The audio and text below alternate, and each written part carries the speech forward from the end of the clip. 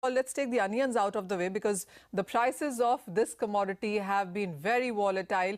I mean, we've seen it actually make highs and lows very quickly. At this point in time, it's trading at 2011 lows in sense of prices. What is your sense on where have we gone wrong, especially when it comes to perishables, and what really is the solution going forward? Well, this is not the first year that the prices of onions have, gone up and down. And the volatility is so huge and wide that farmers get affected. But also looking at potato, tomato, and other perishables, the situation hasn't improved at least for the last 3 years. After demonetization, the situation has been especially very severe or hit very badly as far as the perishables are concerned.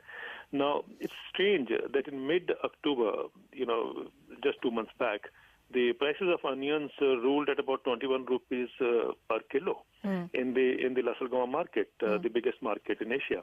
And today they're ruling about 1 to 2 rupees a kilo. And this dramatic fall is something which cannot be explained by supply-demand ratios because there is no shortage of supply and there is no increase in supply also that has taken place.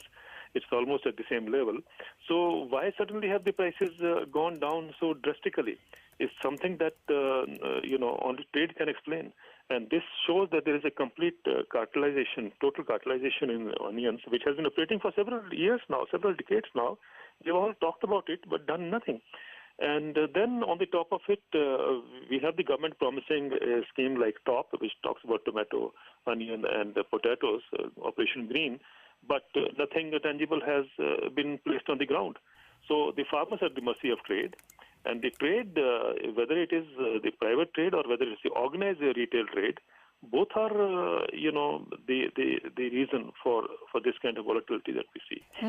That always is the case, isn't it? Because, Mr. Sharma, we always see a different farm price, a different wholesale price, and the retail price is totally different. What is your sense? Because this has been an issue for the longest time now, and while there, of course, has been talk on this, nothing really seems to have been done until time. It's very interesting. The entire debate, if you see, as far as the nation is concerned or the policymakers and the planners are concerned, it's always saying that, APMC is the culprit. APMC are the Agriculture Produce Marketing Committee, which regulates the mandis, which are regulated. They are the culprits because there is a huge cartel there and so on, so this must be broken. We keep on hearing this. But how do you explain that since 2016, when the fruits and vegetables were delisted from APMC markets, actually the arrival of fruits and vegetables in Pune and Mumbai have actually gone up. Instead of going down, they have gone up. So which tells us that farmers still have faith in APMC markets, but the pressure from private markets to come in and replace APMC markets again has to be seen. Interestingly, today the onion is available in the wholesale at about ₹3 maximum per kilo. And I don't understand why the organized retail is selling it at about 16 to 18 or 20 rupees a kilo. On the internet also you can get it on the web if you purchase, you can get it at 18 rupees a kilo. From 3 rupees, it's a 600% profit margin.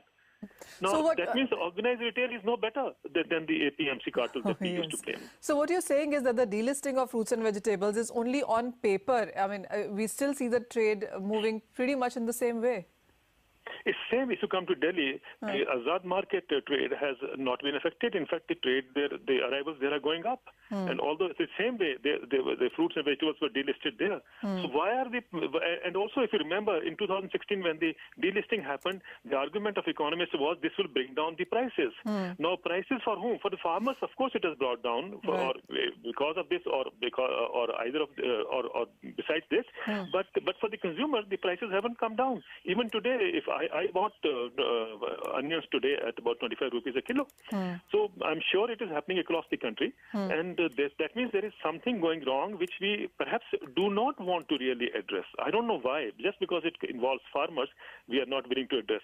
Look, in mid-October when the prices went up, when prices went up to 21 rupees in mid-October, what happened? The government immediately swung into action, asked NAFED to release open market, to make open market releases at a price which is lower. But Mr. Sharma, would you say the kind of concern that right now is, I mean, there is oversupply. Farmers had been holding stocks. The old onion has, has been damaged. There's no export policy or export parity, rather, for that matter. And on all of that really seems to be weighing on, especially this particular commodity. Well, I don't say no to that, but the fact of the matter is, if you just see, when we say earlier onions are still being hoarding. Now, if you strike on hoarding, there will be a huge backlog or huge halagulla saying, oh, you are affecting the trade. This should not be done. The business gets affected, and so on and so forth. And then there is a pressure to stop hoarding or to stop action on hoarding. Right. Now, hoarding is something which is really affecting this trade because onions have a capacity to hold on, and so the trade is making advantage of it, but nobody seems to be really interested in doing something. But when the prices zoom for the consumers, then you see the government acting or swinging into action.